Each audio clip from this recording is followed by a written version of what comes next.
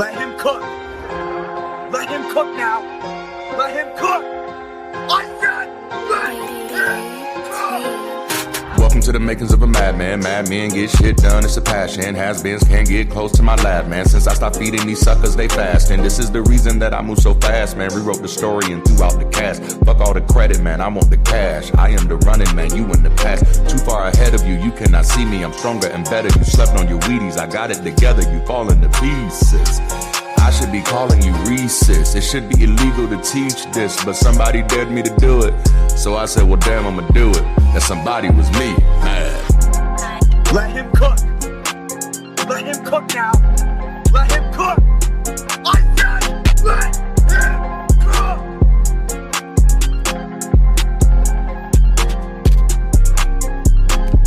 Welcome to the makers of a madman. Mad men get shit done, it's a passion. Has-beens can't get close to my lab, man. Since I stopped feeding these suckers, they fast. And this is the reason that I move so fast. Rewrote the story and threw out the cast. Fuck all the credit, man, I want the cash. I am the running man, you in the past. Too far ahead of you, you cannot see me. I'm stronger and better, you slept on your Wheaties. I got it together, you fall into pieces. I should be calling you Reese's. It should be illegal to teach this, but somebody dared me to do it. So I said, well, damn, I'ma do it. That somebody was me, mad.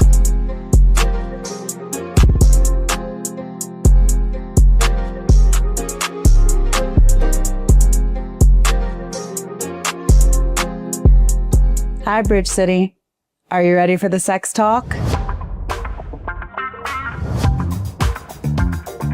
Happy Sunday and welcome to our NSFW series. This is your weekly touch point for community, connection, and conversation. Now, wherever you're joining us from, whether it be the live, hey, or a local watch party, the global campus, or even catching this video on replay, we're truly glad you're here. Now, Bridge City's mission is simple. We're here to connect better, build better, and live better. And our values are clear. We're forward-thinking, people-centric, and life-affirming. And our why is at the heartbeat of it all. Everything we do revolves around the reality that people matter. This isn't a place for pretending certainty. It's a place for honest thinking, shared responsibility, and intentional connection. So if this is your first time here, welcome. You don't have to agree to everything, and you don't have to have it all figured out. You're here, and that's what matters. And of course, we hope this experience brings you back next week. Now, to all of our guests, we have a free gift for you. Think of it as a small token of our appreciation and a helpful tool for navigating connection in real time. Follow the link on screen now and claim your gift whenever you're ready. And if this is already home for you, thank you for continuing to build with us. Community like the one we're building right now doesn't happen by accident. It happens because people like you choose connection over isolation whenever you show up. Okay, so now the big one. This series is called NSFW, and it's a little different than our usual series. Because sex, sexuality, intimacy, desire, shame, secrecy, consent, boundaries, rational complexity are not simple subjects. These are deeply personal. These concepts are shaped by memory, culture, religion, family, trauma, media, misinformation, and of course, your lived experience. For this series, we're not approaching the conversation from a posture of preaching or pretending. We're not going to pretend we have one neat answer that's going to fit everyone. With this series, we're creating a space for brave, honest, and non-judgmental conversation. We're asking what it means to understand our bodies, our boundaries, desires, histories. What do relationships mean beyond purity culture and patriarchal conditioning? Beyond the pop culture distortion and performative liberation. The goal isn't to sensationalize sex. The goal isn't to normalize it. And the goal is not to condemn everything. The goals are to become more mature, more humane, more self-aware, and more responsible in how we think about sexuality, intimacy, vulnerability, power, and harm. So before we get deep into it, let's take it over to the Bridge City News. There's a lot of growing, shifting, and unfolding, so I want you guys to all be in the loop. And in light of our NSFW series, I want to take a moment to shout out some of the amazing women in our community. Women who show up, contribute, support, encourage, women who make Bridge City feel like home. We see you, we appreciate you, and Bridge City is better because you're a part of it. Now, as you've heard, our global campus is under construction, and that's a good thing. Growth requires room, and we got some room to fill. We've officially launched our lobby, your one-stop shop for navigating the Bridge City experience. From there, you can find the Welcome Center, the Event Center, the Business Center, and more as we continue expanding our campus to support our growing community. So if you haven't yet, drop by, have a look around, see if anything interests you. Oh, and have you thought about hosting a watch party? Have you ever been watching a Sunday session and thought, I wish this was happening in my city? Well, a watch party might be that first step. Watch parties are small, in-person gatherings where friends, family, local community get together and watch Sunday sessions, have meaningful conversation, and build relationships around the mission and message of Bridge City. Visit the link on screen now to learn everything you need to start, host, and lead a watch party in your area. Now, let's talk about my favorite part of the community, our clubs. This month, we've launched 2 new clubs, our book club and our conventions and festivals club. First, let's talk about our book club. Whether you're a lifelong reader or someone who's finally getting a chance to tackle the stack on your nightstand, pull up a chair. This isn't a club where everyone has to read the same book at the same time.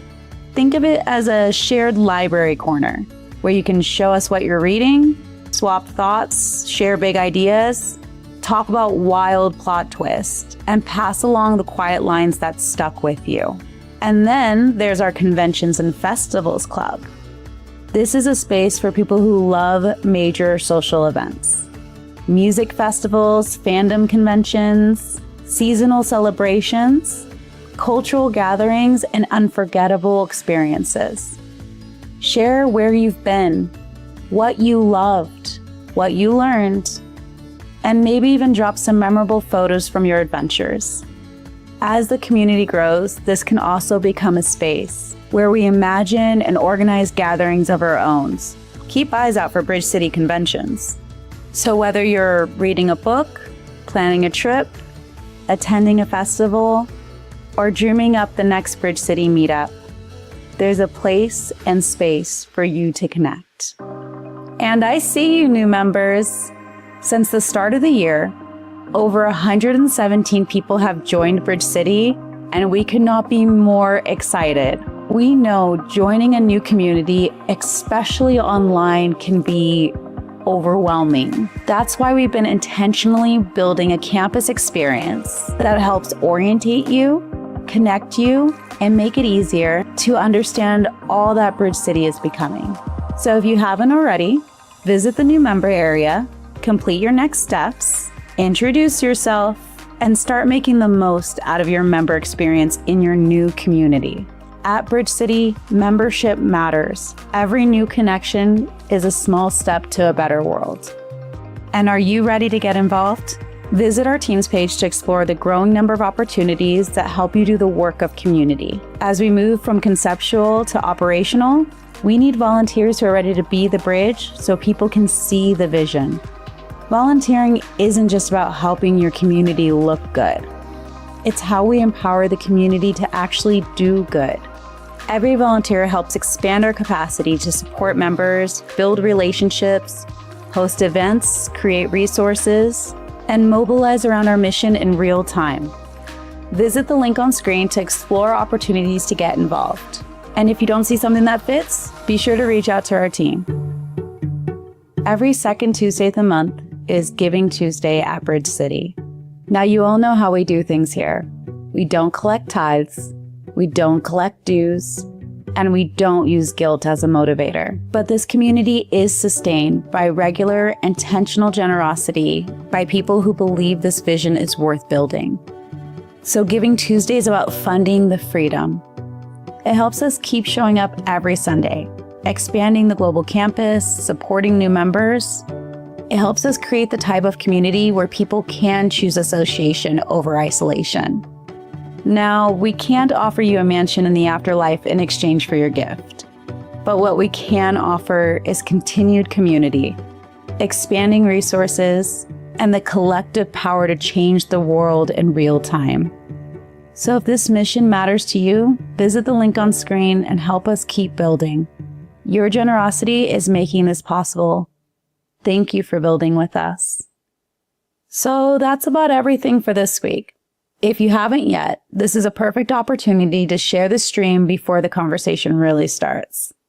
Let's do the YouTube things. Be sure to hit that like button and subscribe to the channel. Oh, and once the stream is done, be sure to drop a comment below. As always, thank you for being the bridge. Now, Durante, take it away with today's conversation. Thank you so much, Ashley. Thank you, team. I'm so excited to be here today. Happy Sunday, everybody. I hope you're doing wonderful.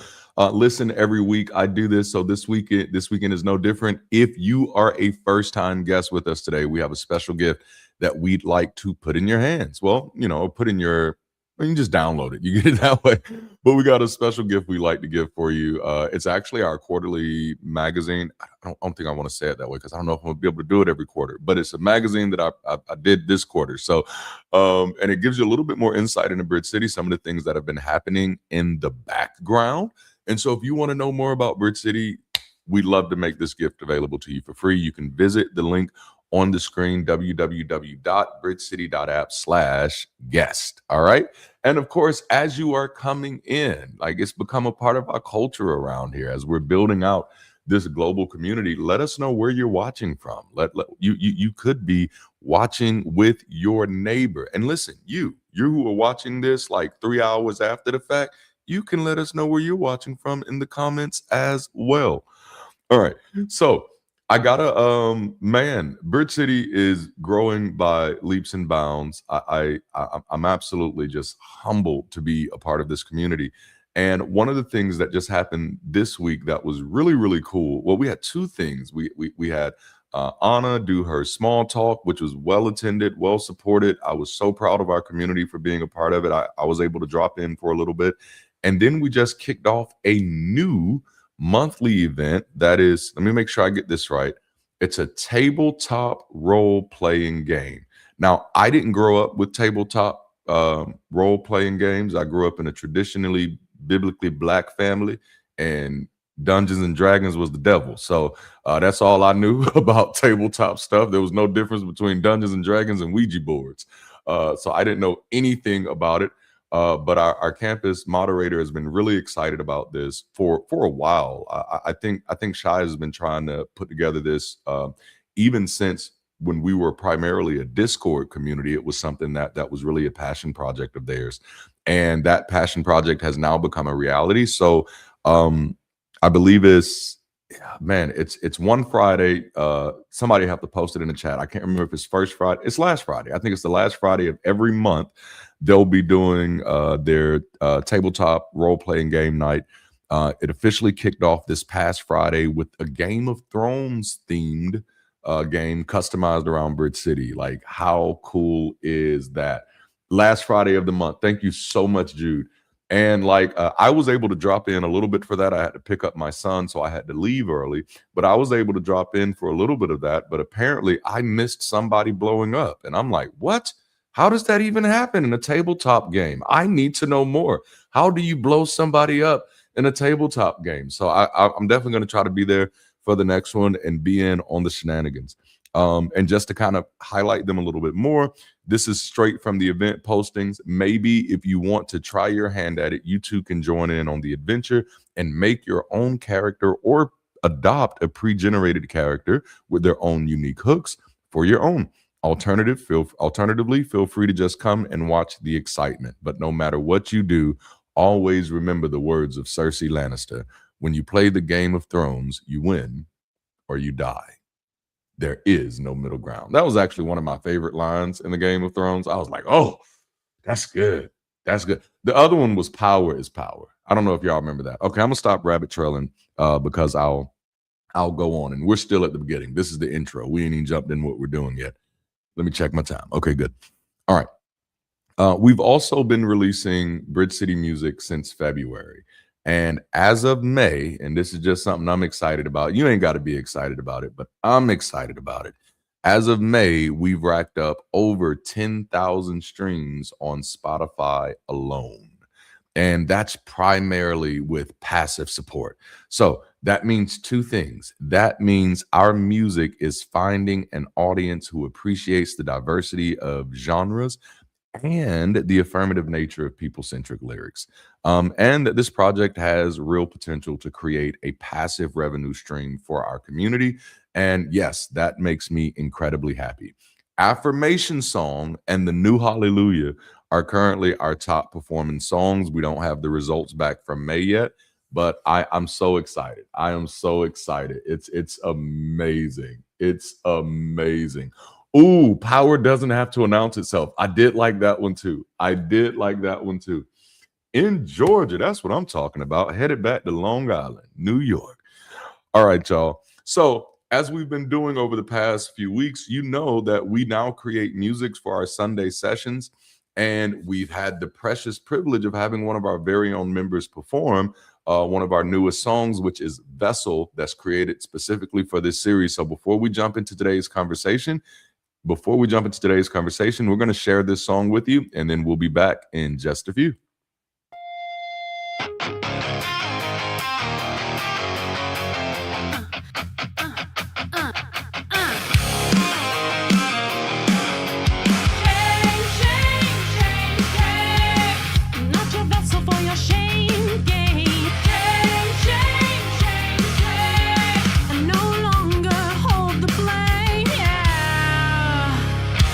What's my name, fool? I don't need you to justify my love, to justify. All right, let me try that again. Something went wrong there. I tried to add it. Yeah, let's do this. Okay. There we go. Now you can enjoy it. Sorry about it.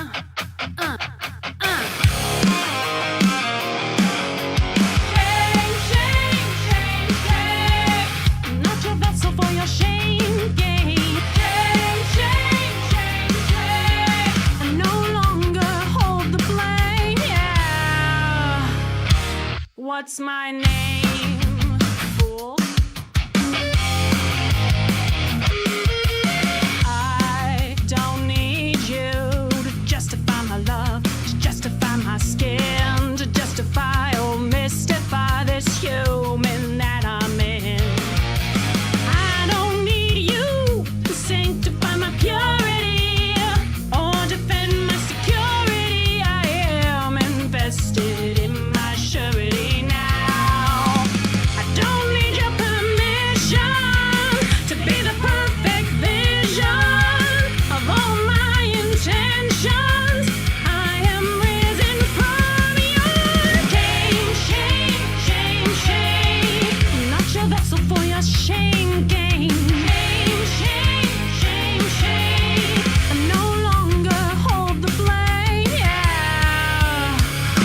What's my name?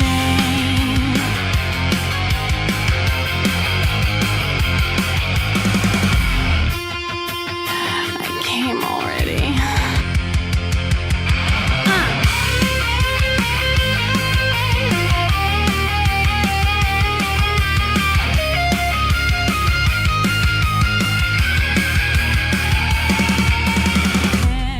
Can you see me now? Can you see me? Can you feel me now? Can you feel me? Can you hear me now? Can you see me now? What's my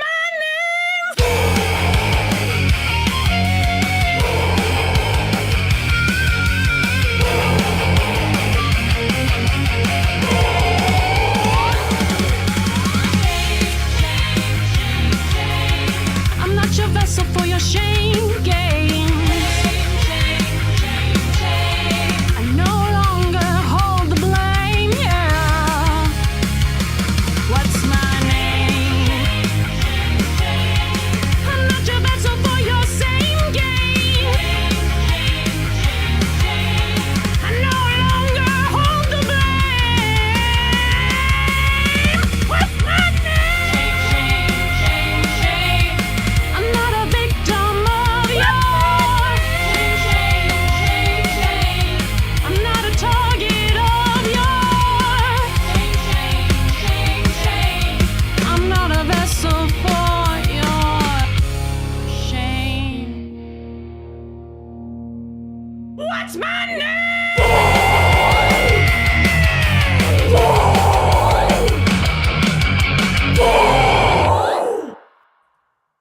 What's my name, fool? You better recognize. Oh, I love that so much.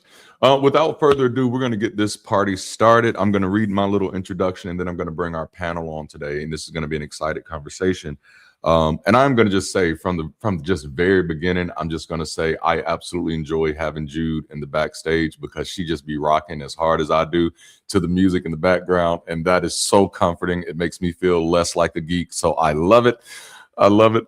All right, so this week is about growing up, not just getting older, not just having experiences, not just rejecting bad lessons we inherited. Growing up means learning how to hold desire, how to hold responsibility, honesty with care, freedom with boundaries, and intimacy without shame. After talking through purity culture, porn, pop culture, infidelity, pluralism, patriarchy, predatory behavior, and shame, this final conversation asks, now that we know what shaped us, what kind of people are we trying to become? So I want to introduce our panel today. Today we're going to have with us, and these are all members of BC, so this feels really good. We're having with us Zernial, your friendly neighborhood Z-Man, and we're also having with us Jude, Hello. the voice you just heard on the song. That's me. And actually, you got the person who wrote the song and the person who sang the song right here. This is like beautiful. Yes. And we have a special guest with us today who just dropped in the studio. And this is Mark. Mark, welcome. I'm going to let y'all steal the show for a moment, Mark. Hey, what's going on? Will y'all do us a favor and tell us what y'all got going on where y'all are? Say it again. How are you guys doing? We're doing wonderful. And that's Eric back there. Come on, that's Eric back here. Yeah, yeah. What's up, guys? I can't hear you, but what's up? That's smoking. It is. So I tell you what, guys, tell us a little bit what y'all got going on, where you are, why you're there, and I'm a biggie size y'all for a moment. Hold on, I didn't quite catch that. Just one second. What did you guys say?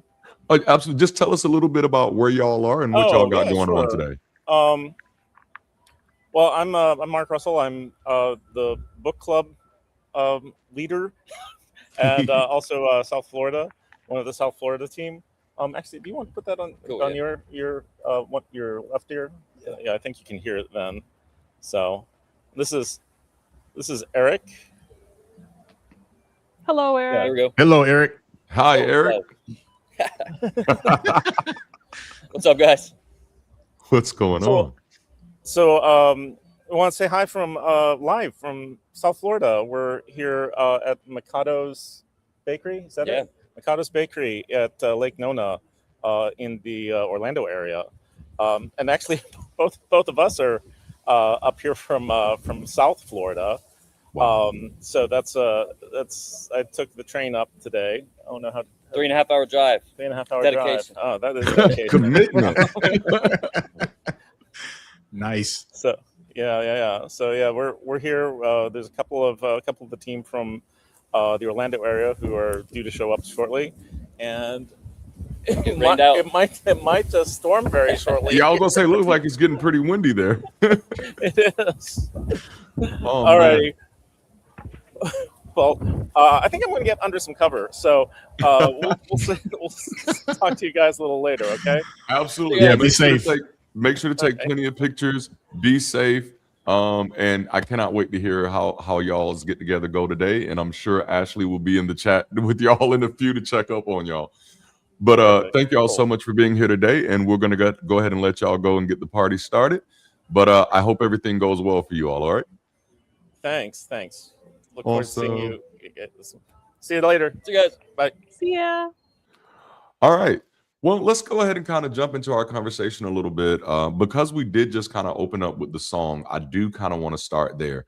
And so Vessel was written and produced by Zernial and then performed by Jude. And so Zernial, I want to start with you. Can you tell us, just walk us through your lyric and production choices for this song and why this was such a strong fit for this particular series for you? No sweat. So when I saw your graphics for this particular series, originally I wanted something sexy, Justify My Love, which is kind of why the song starts off with those lyrics, with those particular lyrics. I wanted something sexy and sultry like Madonna's Justify My Love. But shortly after that, I watched this video of a very prominent pastor on, the other side of history right now, who was just really demonizing women and saying they were nothing. It's basically, they are just the vessels for men and bringing babies. And he flat out said, women are just the type of people that people come out of, and he said that. This is like word for it, maybe slightly different, but that's what he said, and that really pissed me off, man. One, the majority of my kids are women, first of all, and so that's not cool. I've always been on Team Woman anyway. I've never had this, feeling like women should feel ashamed of their sexuality or just be used for men, period. And so just the second I heard that, it just flipped a switch and I decided to go with the whole vessel thing. And originally I wanted it to sound sort of like it came from the same band that we did Louder with, but it sounded too close to Louder. It sounded like almost like it was a complete lift Louder. And so I didn't like that. So I decided to go with a different genre to make it a little less manly, and that's basically how it started, man. And my lyric process is usually pretty complex. I like to play with words a lot. The "What's my name, fool?" is kind of like a play with Snoop Dogg. What's my name, fool? But it also means, because these women are treated as just crap, basically, just this vessel that they don't have a name. And so that's the whole point. It's like, what's my name, man? At the end of the day, I am somebody. This is who I am. Man. And I'm not gonna lie, I was a little nervous about putting it out there like that because I'm not a woman. I never have been. Don't plan on being one. So can I really be the voice like that? So I was a little nervous about it at first, but I felt really strong about it, and I was especially glad that Jude found it at least appealing, in some way, because and the fact that she took it and ran with it was confirmation for me as well. Wow. All right. So that's a perfect segue moment. Jude, what was it about this song that you said, oh, I want to sing this. I want to contribute to this? Well, it's a good song for starters. But honestly, I was, I think, a little bit running parallel with Zernial a little bit, because I also had the idea of writing a sexy song. And I actually did write one. I didn't get it done in time. Oh, man. I haven't full, like I've done, I'm working on it a little bit with a friend, but it's still we're still plucking away at it. But when Zernial dropped that track, I'm like, oh, this is a good song. And then I had this little moment where I'm just like, but I wanted to sing. And I'm just like, oh, I should offer it. I was like, so yeah, no, it was a really good song. Like it's a topic that's important to me because I grew up under a purity culture. And so I've spent a large chunk of my adult life kind of deconstructing a lot of those attitudes, or the normalization of that idea of, you're not, I'm not, I don't belong to myself, that whole thing. And that, so in a weird way, I liked the way that the direction the song eventually ended up going out on, because the I'm not your vessel for your shame, it really does resonate with my experience, is that idea that I'm the one who's supposed to take responsibility for other people's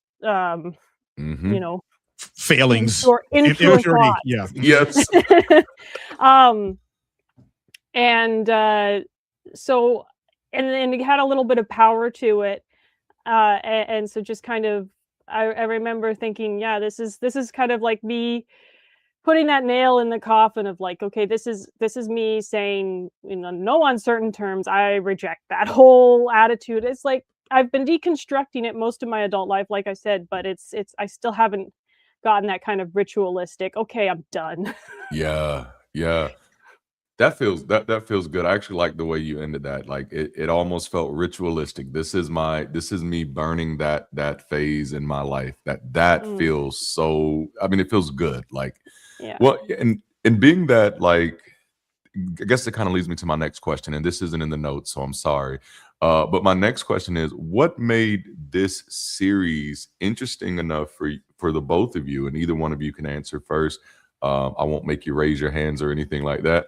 But what made this series interesting enough for both of you to agree to be a part of a panel conversation? Because sex is a hard conversation. It's not something that most people are willing to, or I don't want to say most people, it's not something that a lot of people are willing to engage in an open dialogue type of conversation. So what's so important about this conversation, or what's so resonant about this conversation that made you say, yeah, I'll do a panel conversation on this?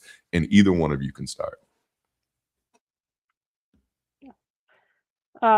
Well, like I said, I grew up under purity culture. I actually, my hometown where I grew up in, like I myself lived under kind of a purity culture, maybe you could say moderate impact.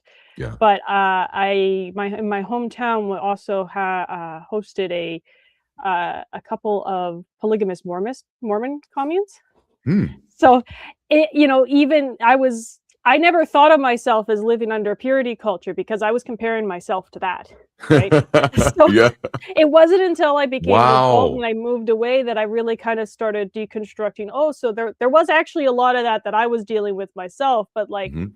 it never occurred to me because like when I was like 14, 15 and I was homeschooled and at the homeschool resource center, and there were girls there my age coming in with their babies.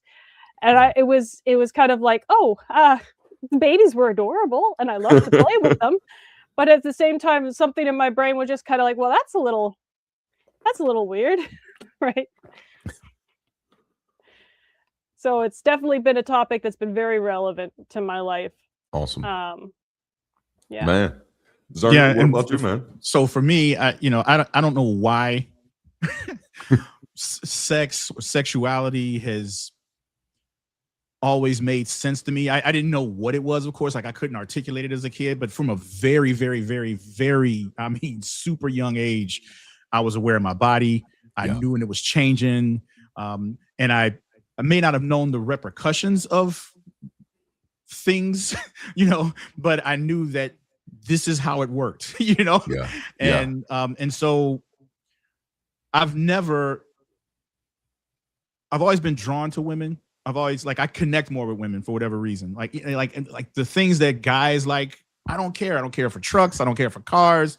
Grilling doesn't mean a damn thing to me at all. I don't look at something and it's broken. I'm like, I need to fix that. I don't care about any of that. So I've always been drawn to women, and there's a sexual tension there. I didn't grow up as a Christian at all. I never believed in any of this stuff at all. So there was no purity culture, but I was aware of the societal differences. Yeah. I could sleep with as many women as I wanted to, and I'm this super stud. I'm Captain Hero. Yeah. She sleeps with one extra guy, and she's a hoe. And that just never made an ounce of sense to me at all. And so for me, and especially when I started having kids, by all of my children being born female, that matters to me. And I see where the country's going right now in terms of the religion and all that stuff. And I just had to find a way to push back. And this was a perfect way of helping that happen. And hopefully, like it did for Jude, giving somebody else a voice. Like I hope other women hear this thing and feel that same nailed in the coffin, feeling with that whole, I would love that. Oh man. I love it. I know for me, my wife and my daughters were two big eye openers for me. Of just the glaring double standards between 100% women in this society. And it was, and kind of harp on what Jude said, prior to deconstructing, I wouldn't have said I grew up in purity culture.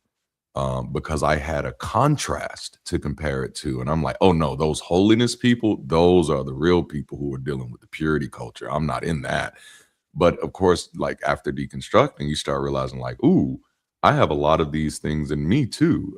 And I think I've shared this story on the channel before. Like one time we were shopping for our kids and my oldest daughter had picked out something to wear. And my mind was like, hell no, you ain't wearing that. Like, what is the, and it wasn't that there was no big deal about it. But as soon as I said it, I just thought about it. And it was just like, okay, Durante, what's the why?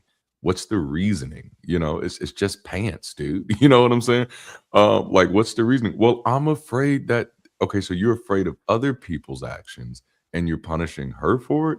And I had to sit with that for a minute, like, oh, that's uncomfortable. Where is that coming from? And so that's one of the reasons I do think these conversations are really necessary. So what we're going to do, everybody, we're going to walk back through all of the conversations we've had throughout this series. And we've had a lot. We've talked about safe sex. We've talked about blurred lines. We've talked about shame last week. And so we're going to walk through it. We're going to revisit some of those questions. And instead of me doing the polls like we have been doing, we're going to answer these. We're going to talk through some of our answers as a panel. And I'd love to get your feedback in the chat, so we'll all be paying attention. And so one of the first questions that we had, or the objective of week 1, was to examine how people learn about sex from 3 powerful but often unreliable teachers, and that's purity culture, pornography, and pop culture. Now, this weekend we explored how these sources shape expectations, shame, performance, desire, body image, consent, and sexual self-understanding. The first chat question we had of this series was, what did safe sex mean to you when you were first introduced to the concept? So Zernial, I'm gonna run that one to you first. What did safe sex mean to you when you were first introduced to the concept? It was just the slogan of the day at the time. Yeah. You know, safe sex. It was just about wearing condoms. You know, mostly not getting somebody else pregnant or getting an STD. That was really the extent of it. For me, it didn't have anything to do with purity culture. Like I said, I didn't grow up with the whole Christian thing, even though I was around it. You know, I suppose maybe for some people it was, but for me, just the phrase itself, safe sex, was a campaign. Yeah. What about for you, Jude?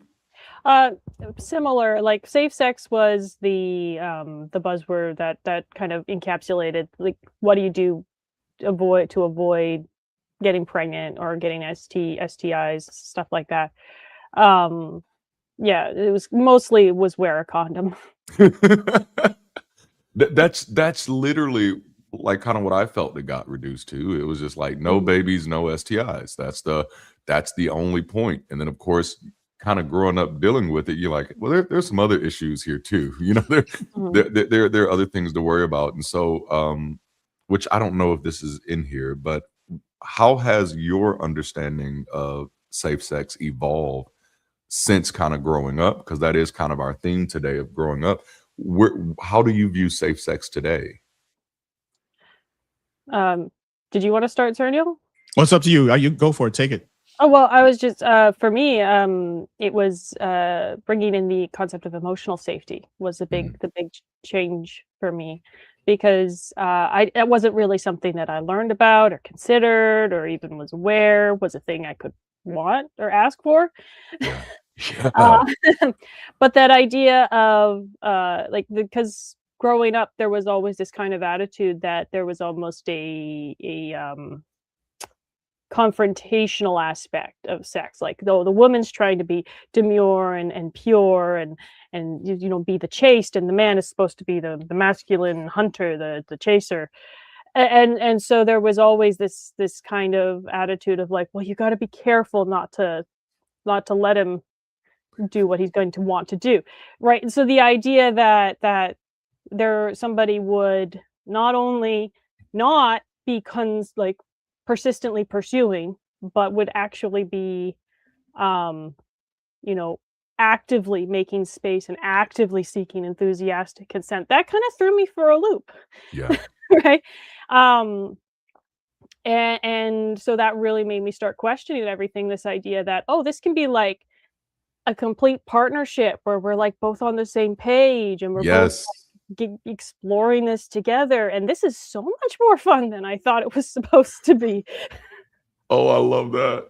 Yeah, I can dig that, because like for me, again, like right now, just the word safe sex still is a campaign as far as I'm concerned. Because for me, I've always held like what you're talking about. For me, I never wanted to take it. Yeah, like it is so much more fun to me. And she's like, dude, give me that. You know, yes, what I mean? It is so much more fun like that. You know, and I enjoy that. Yeah, right. You know, I prefer that. And so for me, it's always been about consent. It's always been about reciprocity. Like we're going to talk about, Yes. next month. It's always been about that to me.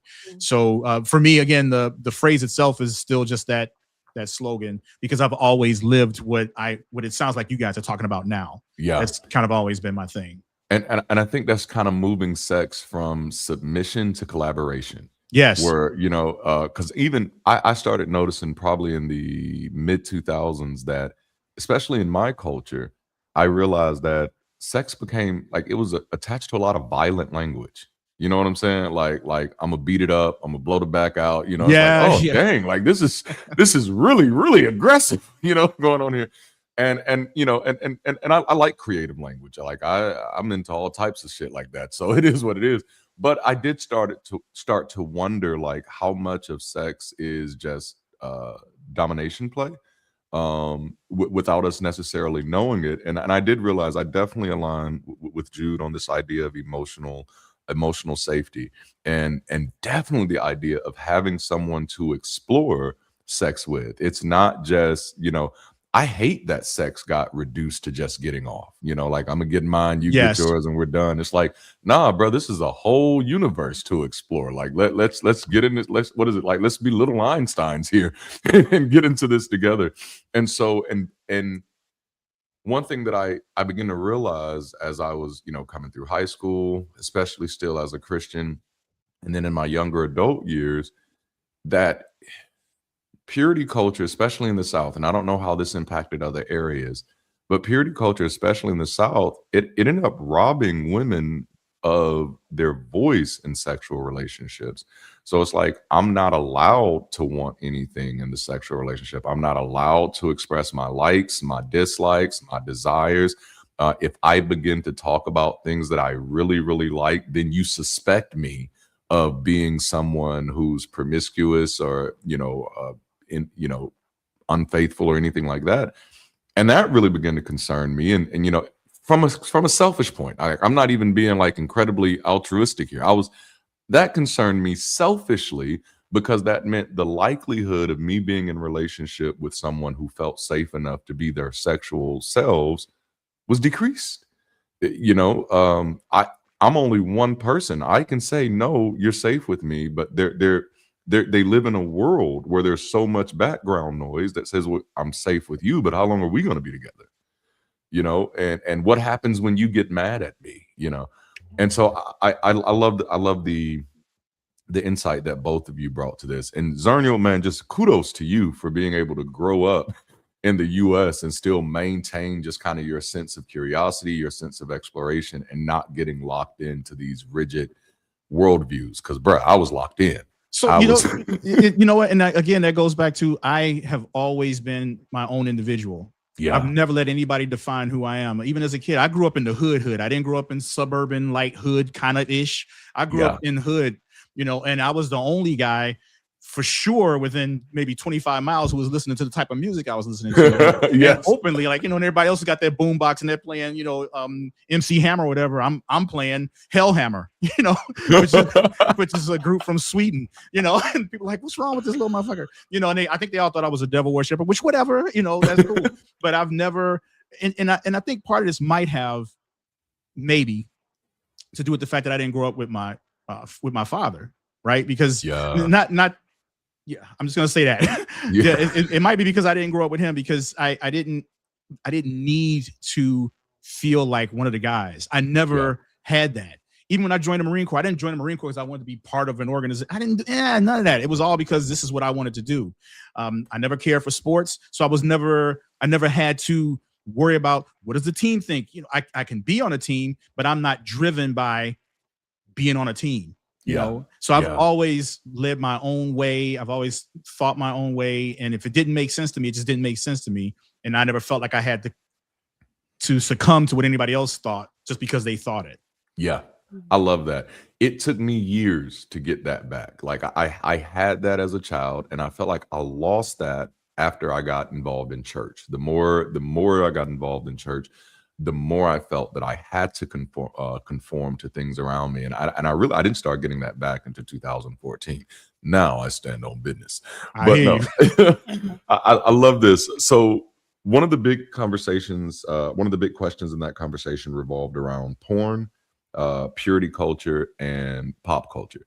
I am curious, and you don't have to reveal anything that you don't want to reveal, but I am curious, what is your how do you approach porn now? Like, what is your view of porn? And to kind of set this up, when I first got into this space, into the atheist space, I was doing interviews with different people, and somebody else in the atheist space apparently has an OnlyFans.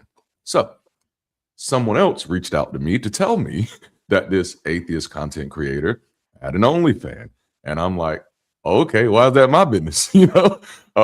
And they're like, well, don't you think they shouldn't be platformed if they're doing this? And I was like, whoa, is this really a thing? Are there secular people who have a problem with porn? Because I really thought that was just a religious thing. And so I am curious, and there are really no right or wrong answers here, but I am very curious, just what is your worldview on porn? What is your worldview? What is your view on porn? Like, how do you approach the idea? Is it bad? Is it morally irreprehensible? Or is it natural? Is it normal? Is it people just doing a job and other people enjoying it? How do y'all view this? Well, ironically, I think that there are problematic aspects to porn, but most of the problematic aspects to porn are a result of the purity culture, right? Because we make this taboo prospect, right? People are kind of, there's more cloak and daggers about it, I guess, for lack of a better term, is that it becomes like there's almost this attitude. It's like, oh, we're doing something naughty anyway, might as well not worry about being ethical in any other regard, right? Yeah. So it's like, I don't have a problem with, ethical practices where as long as everybody involved is enthusiastically consenting. I don't see an inherent problem with it, but where it does get really, really shady really fast is when you have things like exploitation or pressure, or people who are in a position where they have to do this if they want to have a roof over their head kind of situation. So the porn itself, I don't have a problem with, but there are several, like the concept, right? Because at the end of the day, it's, people should be able to do what they want to do. And there are people who enjoy doing that sort of work. Yeah. But I think it would be really a lot healthier if we lived in a world where people didn't have to weren't in a position where the fact that they did that work what gave the people who were employing them a whole bunch of leverage. Yeah. With which they could use to exploit and coerce certain things, right? And which muddies the consent of the whole thing. Absolutely. I think that's actually an incredibly powerful perspective. And that's one that you don't hear a lot in the porn conversation. It's normally about the morality of the porn itself, and not, let's talk about the culture that can be created in these dynamics. So thank you so much for highlighting that. Zernial, how do you feel? I can't add a single thing extra to what she just said, because that was spot on. Exactly. I would just use more words. That's it. I think she 100%. Yes, I second that. That's awesome. Porn is a conversation that my wife and I talk about a lot, not because there's a porn addiction problem over here or anything like that, but because we both come out of the Black church, and in the church world, pastors are fascinated with porn. Like in a lot of men conference events, like that's the number one demon that we're fighting. We've got to stop that porn demon. And my wife and I, we always just kind of kick back and laugh, because it's just like, that's a really funny problem to be attacking. You know what I'm saying? And it kind of feels like self-disclosure. Like, when the pastor comes up and says, hey, we've got to stop this porn thing. Like, you was on Pornhub again, huh? Feeling bad about yourself, But I've definitely, especially after having that conversation with the person in my chat who I'm sure meant well, that was definitely one of the things of like, maybe there's some things that I'm not seeing. Because when I deconstruct, when I deconstructed, my mind was like, everything is good now. In my mind, everything that's between consenting folk, like let them do what they want to do. If people can jump out of a plane with no parachute and that's legal, okay, then almost anything else should be legal. I think and that's why I love what you highlighted so much, Jude. I think our preference should be on protecting people, not necessarily blocking people or gatekeeping different things. It's like in my mind, and I feel like this with a lot of things that some people feel controversial, but I feel like, no, if people are going to engage in something and we know that there are risks with that engagement, I think we as a society should find ways to decrease that risk. And I mean, that's pretty much what we do in every other form of legitimate business. We find ways to decrease the risk. And it does break my heart that there are industries like this that, because of moral, how do you say, tabooicizing? I don't know if that's a word, but I'm going to use it. Say it again. Stigmatizing. Yeah, we'll do stigmatizing. Yes, because of moral stigmatizing, then they shouldn't be doing that anyway. It's kind of like strippers, right? You find out someone strips for a living, and all of a sudden anything that happens to them negatively is treated as justified by society. Well, that wouldn't happen if you weren't a stripper, type of thing. And it's just like, what? Stuff like that just, it blows my mind. It blows my mind. You know, yeah. And even though, like, and I'm not like a stripper fan. Like, I've been to one strip club, and that was to fight somebody. That was it. Someone cut my brakes. Like, they cut my brake line, and we found out about it. And they were like a little bouncer at a strip club, and I'm like, I think Pastor's going to the strip club because, I've had a wild life. I've had a wild life. But I also I've lived by this code, and it's only become even more mature since deconstructing. And that is, I don't have to be attracted to something for somebody else to choose it. And that's one of those limitations I think we have sometime in our thinking about other people's behavior. This is one of the reasons why, like, I struggled for years, because kind of like you, Z, growing up, I never had a problem with anybody's sexuality. I never had a problem with anybody's sexual proclivities. It just made sense to me that different people would like different things. Some people like peanut butter, some people don't. You know, I've been seeing that my whole life. But I hate that march towards sameness, where if you don't do things the way that I do them, you're somehow defective. That's actually one of the lines in Vessel too. When I say I'm not a vessel for your sane games. Yes. Because when I'm trying to be the same, man, you can like what you like, have at it. This is what I like. This is what I'm doing. That's you right. don't have to engage in it. I'm not asking you to. And that should be so easy to understand. I don't know why that's not hard. Clearly it's not, man. Clearly, and I wonder how much of that just makes people nervous or something, because they don't get it, because it's, somehow, for whatever reason, and maybe it's just genuinely they just don't really like it, but for whatever reason, they're so latched onto it that you can't like it either. It's that bad that you can't like it or you can't engage in it. I think it comes down to like a fear of the unknown, right? Yes. Because it's like I was very much raised in it, very kind of when I was little, my dad was an evangelical pastor. When I got a little bit older, we converted to a more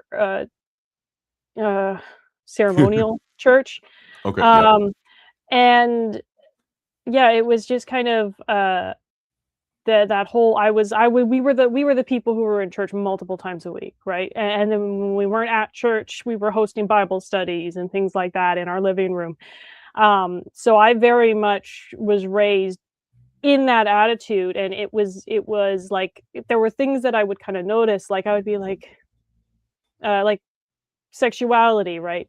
Whenever I met somebody who was not straight, I thought of it as like, oh, well, I mean, like, if we let promiscuous people who are, openly promiscuous come to church or whatever, we shouldn't have a problem with letting people who are queer, right? Like, I was that kind of, like, I rationalized it kind of that way. Yes. And so it wasn't like, it was very much that whole, like, deconstructing from square one when I did start to, like, really push back, because that was my whole world. It was my entire perspective. I didn't I didn't have a lot of counter perspective because I was also fairly sheltered, right? Homeschooled, small town. I wasn't really allowed to listen to any music, like any current pop culture music and stuff like that, like other than what we heard in the grocery store or whatever on the radio. You know, we listened to oldies and church music, right? And it was like, so some of it was just that whole growing up very much immersed. It was Man. it was very much a completely reorienting my worldview to start to like pull on these strings and be like, because that was how I genuinely believed the world worked or was supposed to work. And it was as I got more life experience, I'm like, this doesn't work the way you told me to. You told me it should, right? Dang. You know what? Like, I just realized the one thing that I've not included in this series, which probably had the most impact on my sexual education, was music. Because in my household, like, my family was what I like to call culturally religious. And so they went to church every now and then, you know what I'm saying? But they were not going every Sunday. They don't do that till they get older, you know. They ain't got nowhere else to go. I guess it's time to retire to church now. But, you know, they went to church every now and then. And so, which is why in my early years, I didn't really gravitate. I didn't hear a lot of purity culture, you know, like my family was doing whatever they wanted to do. Music is what shaped a lot of my ideas sexually. Because number one, I was probably listening to stuff I shouldn't have been listening to at my age, like Somebody Rockin' Knockin' the Boots, or like TLC Red Light Special.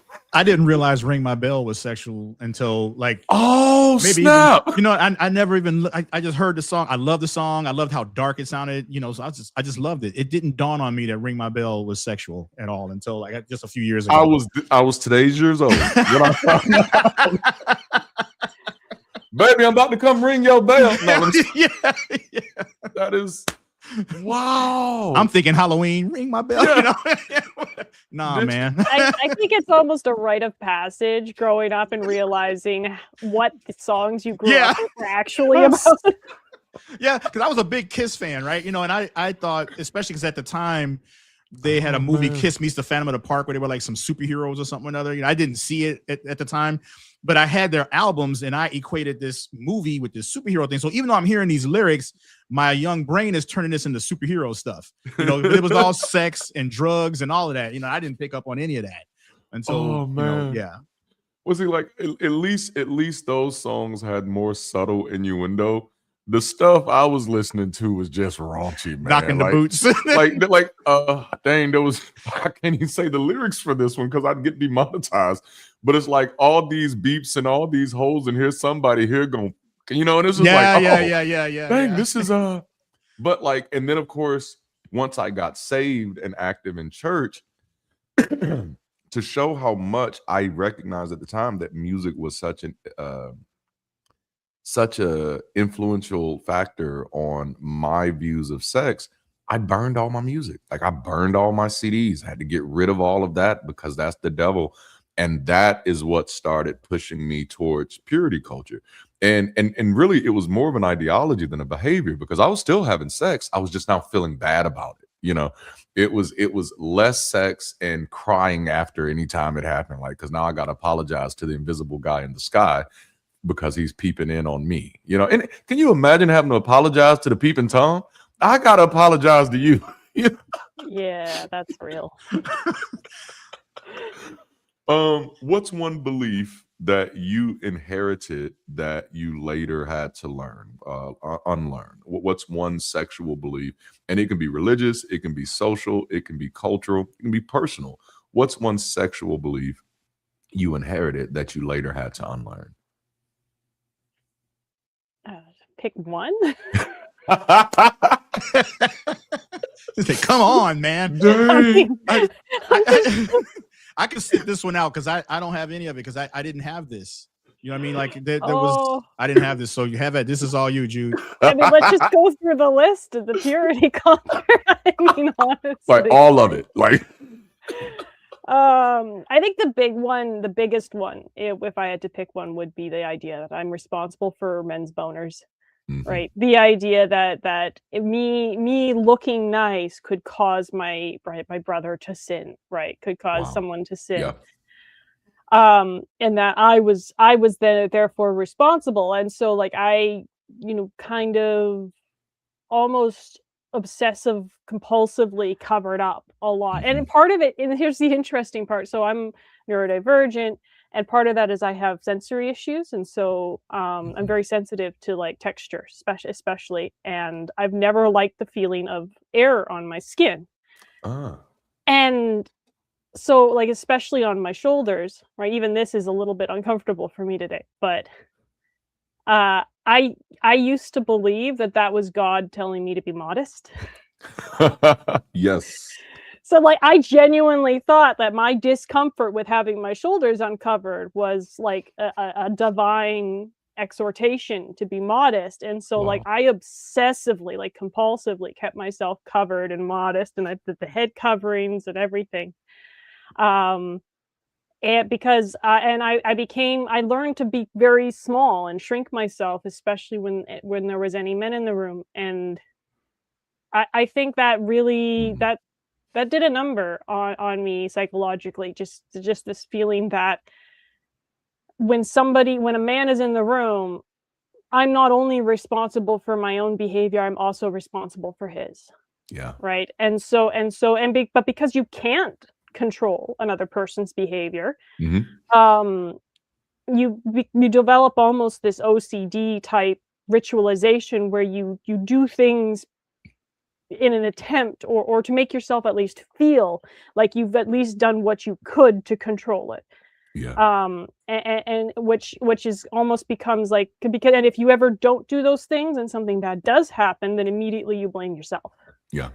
Can I add something to that? Because what you just said right there, that does make me think of something that, like I said, I didn't grow up with anything inherited, but what I do think there's not enough of is young men being talked to about how they treat other women, and just because a woman, okay, yeah, you're right, I cannot stop the fact that I find you attractive, whatever, that's fine. That doesn't mean that you have the right to act on that.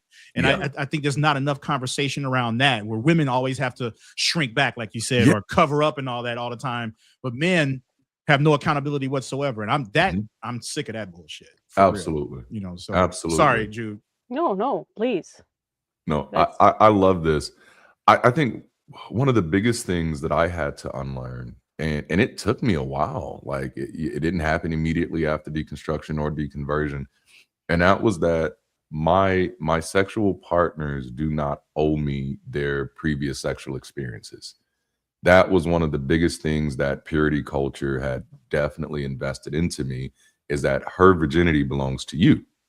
And if anybody else took it before you, then she's let you down, and it's just like, that is wild. That is a mind fuck out of this world to put on people. And it took me a while to process that. And not just that, but jealousy attached to that. Because that's all there. It wasn't until probably maybe 3 or 4 years ago, when I was reading Sam Harris's book on morality. I don't even know where that book is now.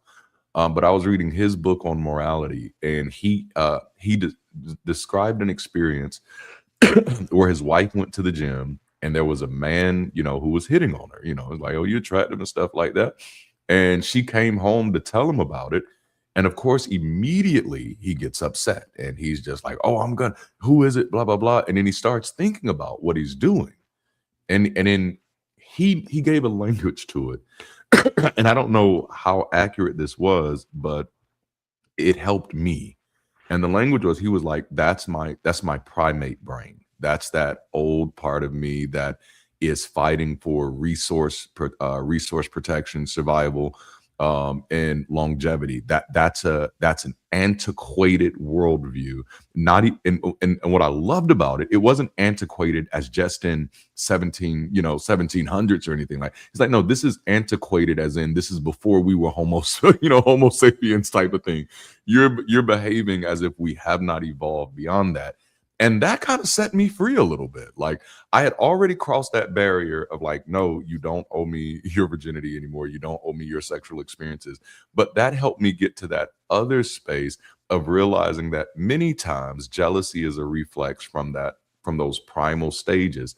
And that was very freeing for me because I've struggled with jealousy my entire life. And I did not realize how much of that was actually an ownership issue, of feeling like I had ownership of this other person. So that was incredibly liberating for me. We did have a super chat, so I gotta acknowledge the super chats. Shell, which by the way, Shell, I love your name. I shall win. That is so dope. That's smoking. Yep. Yes. Thank you for the $10. Bridge City, keep rising. Great job, guys. Now, because those are Canadians, are those called dollars? I'm showing my ignorance here, but I don't know what Canadian money is called. Thank you. They're Canadian dollars, but they are dollars. Thank you. Because I didn't want to mess up anybody's currency. Because I will. I mess up names. I mess up currency. I'm terrible with names, man. What you say, bro? Zernia, what not pronouncing your name wrong for like the first 6 months of our friendship? Fear not, brother. Everybody does. It's very rare anybody gets it right. Oh man. I think we have an incredible community. I like where this conversation has gone. What would healthier sexual formation prioritize? Now, when we asked this question in week 1, we did it in a poll format, and the options were clarity, safety, boundaries, and wholeness. But I want to take those options off the table for a moment, just to figure out like what does healthier sexual formation prioritize to you? Both of you are parents. Both of you have grown up. When you think about the sexual formation of a young person and them coming to terms with themselves, their own sexual identities, and where they're going to go in the future with all of that, what do you think is the healthiest approach? And you can take any angle on that you want. And I'm honestly trying to get tips here because I'm still raising kids as well.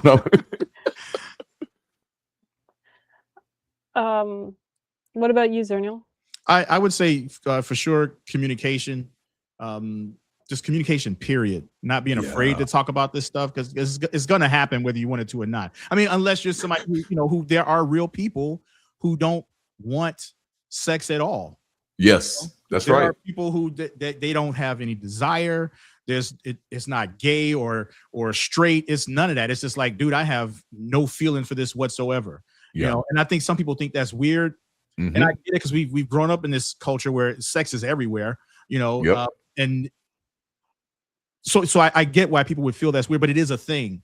Yeah. So it doesn't mean that it's going to happen, but sex will come up in their life, whatever, because somebody's going to ask for them, they're going to be approached by it, whether, hopefully they're going to ask. yeah. It's not like you got a neon sign on your forehead, that says I'm asexual. So I just think just open communication as much as you possibly can be. I didn't have a problem with talking to my kids about anything, whatever they asked about. Beautiful. We talked about it, and sometimes it was, like, why is she asking me this right now? But we talked about it. And I remember my my second and third daughter, they had anatomically correct dolls. It was a little male and a little female anatomically correct doll. So it had a real pee-pee and a real poo-poo and all, but we gave it the real names, vagina and penis. Yes. And my sister came by and she see, because these little things are just laying on the ground naked because my kids didn't care. It's like, here it is. And she's like, what is this? And then my daughter said, that's a penis, And she was so like, oh my God. Why are you telling this? I said, is it not? So, to me, just being open as much as you can be comfortable as well, right? Because I think they're going to pick up, if you're not comfortable with it, they're going to pick up on that too. And that's probably going to translate to something negative. Yeah. So I would say communication, just open communication as much as possible. I like that. Yeah. Well, and in the same vein, I would say not shaming curiosity. Yes. Right. Mm-hmm. I think that was the big one, like the big, because that's one of the big things about purity culture, is that all it boils down to is that when kids ask questions that make you uncomfortable, mm-hmm. you make them feel bad for asking the question. Right. Wow. And so instead of coping with your own discomfort mm-hmm. and insecurity, and you put that on them. And so like that's, when we're raising our daughter, and we went out of our way to try and avoid the kind of the whole purity culture and shame around bodies and sex. And like, I felt what you said is like, why are they asking me this now? Because it's like, I'm still like, I've deconstructed, but there's still those like knee-jerk reactions and little, you know, discomforts that have been like kind of drilled into you. And every once in a while, she's like, she's so like, she's more curious. She's more likely to ask about things because we've never made it a thing that she needs to feel guilty about asking about. Yeah. And so every once in a while, it's just kind of like she hits me with a question and my brain goes like, wow, like, I don't want to talk about this right now. Why are you doing this to me? But I have to control my response, control my reaction. Right. I know this is all coming from me. And it's nothing like she's just curious. She's just asking a question. And there's nothing like she's not being tempted by the devil and stuff like that, which is kind of how my parents might have reacted to similar questions when I was growing up. Yeah. But it definitely gets to be a little bit of a trip when because it's that mismatch between how your parents would have reacted and how you're choosing to now react. Yeah. And trying to find the right words for the age appropriateness of how you respond. Yes. You know, I've never had this explained to me in a healthy way. So Exactly. now I have to figure out how I'm kind of on the fly right now, you know, while we're on the bus. I hope I've got it right. I guess we'll see. and that's really it, right? You know, you hope you have it right. And we'll see, because none of us were given some manual, like even though they claimed it was with the Bible. That ain't no damn manual, man. You know, so I mean, you're flying by the seat of your pants, and you know that's why I say try to answer as best you can. And if there was something I did not know, I didn't lie to him about it. I said, you know what, baby girl, I don't know this right now, but let's see if we can figure it out. Yeah, you know, and we would just go down and explore this stuff together. You know, and that happened quite often. I love that. Yeah. I love the approach that both of you took: honest communication, and then also not shaming curiosity, giving that room for curiosity. The question I want to ask, because both of you hinted at just a little bit of discomfort when the question is asked, even though you figure out how to move through it. What do you think sits at the intersection of that discomfort? What's is it something you're afraid of for them, or is it something you're afraid of for you? For me, it's both. I don't want to give a wrong answer. You know, I don't want to just throw some crap out there and say, happy holidays from the Hendersons. I don't know if you guys remember that commercial when they were trying to doing, I think it was like collect calls or some crap like that, whatever it was. I just don't want to give a wrong answer. That's my biggest thing. I want to be as honest with my kid as possible, especially if they're asking me something honest. I want to be as honest as possible. And you know, if you're in the middle of something that has nothing to do with this at all, you know, it's a complete curveball, you know? Yeah. And so that's mostly it for me. It's just trying to be as honest as possible and not be misleading. Yeah. Yeah. For me, it's largely coming from my own upbringing. Right. Yeah. And like, I think the most visceral responses I get are when my kid asks something that I got in trouble for asking when I was younger. Right. And so there's this instinct to want to respond the way you were responded to, because that's what your brain thinks is appropriate. Right. And so it's like, and sometimes I catch it and sometimes I don't. And then I have to go back and apologize and say, sorry, yes. I reacted badly to that because of that's how I would have been taught. But I realize that's not in alignment with how I value things now. And then we'll sit down and talk about it. And there's been there's been more of those situations than maybe I'm most comfortable. But it's kind of on the flip side, it might be a good thing that I turn around often enough to apologize, because she'll just I was going to say on that it to my face. And kudos to you though for being able to actually go back and apologize, because a lot of people won't do that. A lot of parents they just will not do that. Yeah. You know? That's that old school mentality. Never apologize, because it interferes or it causes them to question your authority. Right. Yeah. Where to me, I think it enforces your credibility personally. You know, when you're able to do that. because like authority is great in the military, but in a family you want relationships. Come on now. Right. Yeah. And I would say even in the military that matters. Yeah. Honestly, I really do. Yeah, because it's one thing, in the heat of battle, you don't have time to explain why I need you to shoot here right now. You know what I mean? But when we're in training, that's a whole different thing to me. And I think having communicate, and I know this is something they're trying to break down right now with the Department of War, and oh my God, dude, it is all so annoying to me. And in fact, to go back a little bit, that the pastor that I'm talking about is Pete Hegseth's, either it's his pastor or it's his pastor's pastor. Or whatever, is the guy that said the whole thing about women, and so it just made me even angrier, to know that this is at the top of our authority right now. These people are pushing this garbage. So yeah, man, yeah, that's a as soon as you said Department of War, I was like, yeah, that's right. We are living in a 1960s cartoon. Yeah. And it doesn't have to be that way. And as a matter of fact, the military was actually trying to find better ways to communicate. Mm-hmm. That's why they're calling them woke now and all this other stuff. But no, I think that is 100% effective. You don't want just a bunch of mindless robots going into combat. And people are still, when I was in combat, honestly, if it came down to it, I'm not going to let you kill me just because I know you're human. That's not going to happen. No, but I'm not trying to kill you just because you're not who I am. Right. Right. And so that mattered to me, man. And there was a moment where it was the only time when I really came close to killing somebody. And there was we always moved around a lot. And so we built this, we called it a berm. It was like this wall around our little tent city. And this was the only time we were in place for more than 3 days. And there were these kids, or at least I guess they were kids, that kept circling the berm in their little BMW or whatever, and they wouldn't stop. And we're challenging them to stop. The guys at the gate were challenging them to stop, but they wouldn't. So then they took off, and that's when they called us. I was on that night what was called a react team. And it was our job to right away, no matter what, I'm like a fireman, right? At 3 o'clock in the morning, you're already, pretty much ready to get dressed and you just knock it out. And that's what we did. And so we went out, I had my gun on top of the vehicle, and these kids are running from us now. Today, with the Department of War, even though these kids are running from us, they'd have just lit them all up. Man. But they're running from me. Why am I going to shoot these cats? Was it scary? Absolutely. Now if I'd have heard the vehicle backfire, trigger reflex. Oh, dang, sorry.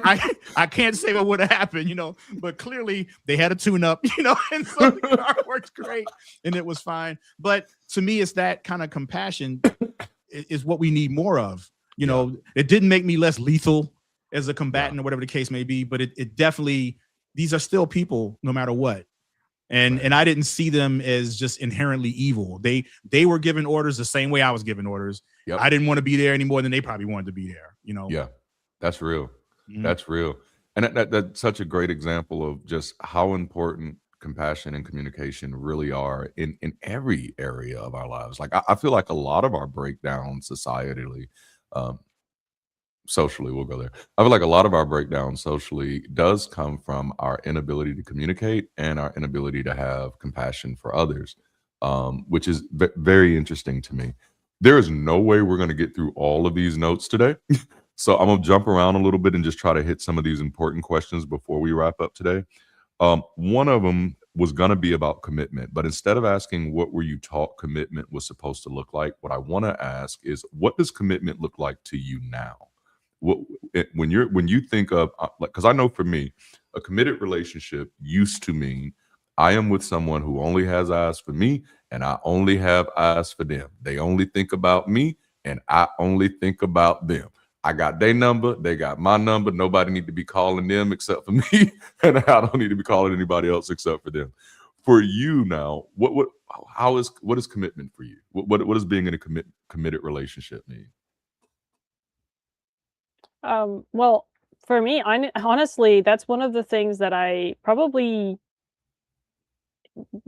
deconstructed or rebelled against a little bit on my own long before, because my dad, I remembered one of the first real arguments I had with my dad was about the verse of, wives submit to your husband, husbands love your wives. And I yes. remember having this argument with him about like, well, what if like, so if the man doesn't love his wife, then she shouldn't have to submit to him anymore because he's broken his side.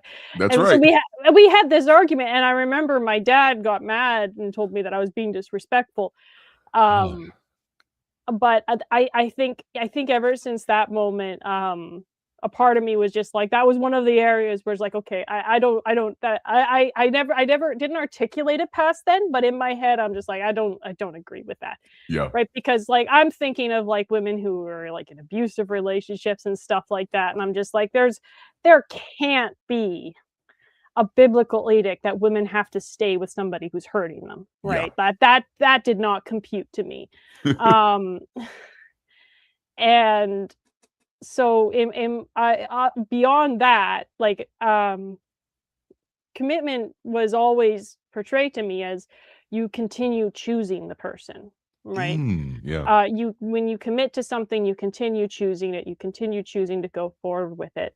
And so that part, that core of it hasn't actually changed that much for me, is that I see that idea as like, you know, you continue, like, things change, you change, environment changes, but if you're committed to something, it means that you continue choosing to engage with it, continue choosing to be faithful, to be you know, generally it's more of a choice than it is a life sentence. Feeling. It's not a feeling. Life sentence. I love that. Yeah, right. Yeah. For me, I've never been monogamous. It's just, for me, wow. I can't identify with it. I understand why people like the whole jealous thing you talked about. I never had that. Yeah. I've never had the whole jealousy thing. And in fact, I like it when I know that someone that I'm with has feelings for other people and have their relationship with the people that they want to have. There's a word for that, right? Compersion. Compersion. Yeah. Yeah. And I get where it can be weird for a lot of people, but for me, it's exactly who I am. And I can remember from an early age, you know, the whole marriage thing. I knew I wanted to get married. I didn't know why I wanted to get married. I just knew that I did. And I knew I wanted to have 7 kids. Why 7 kids? I have no idea. That changed really quick after the second one. I can tell you that right now. You stopped almost halfway through, huh? Yeah, like, nope, you know, I don't think so. But, you know, just being tied down to one person, there's nothing wrong with that, you know, for those, but it's just not my thing. But I also don't believe in lying to people either. So I'm not a player, you know, and got 1 over here and 5 over there. No, I ain't got the time for all that, or the money or anything else, you know, and I just don't believe in lying to people about that. So no, that's beautiful. And thank you for introducing us to that new vocabulary. I've only heard that word one time ever in my life, and that was last year. Because another one of my friends is also what they call ethically non-monogamous. He's married, but they have him and his wife are both, and that was mind-blowing to me. Like, because I think the most thing I'd ever heard of before was swingers. That was it. Like you're either doing this the regular way or you out there swinging with somebody, you know. But like to hear the term ethically non-monogamous and then to learn about compersion, and it's like, for me, language is everything. And so once people can name something for me, it helps me understand it better. Because then that means, oh no, this has been studied. This exists. This isn't just one weird person doing something. And it's kind of like the booty eating example I give a lot. Like when I was a kid, booty eating was definitely negative. There was no good connotation of booty eating at all. If you got called a booty eater, those are fighting words, you know?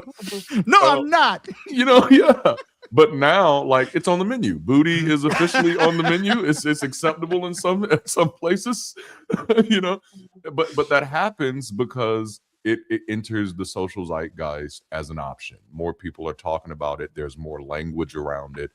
People are getting their booty holes bleached and all of that stuff to make it, I guess, more appetizing. I don't know. But, you know, like, so all of these things are happening.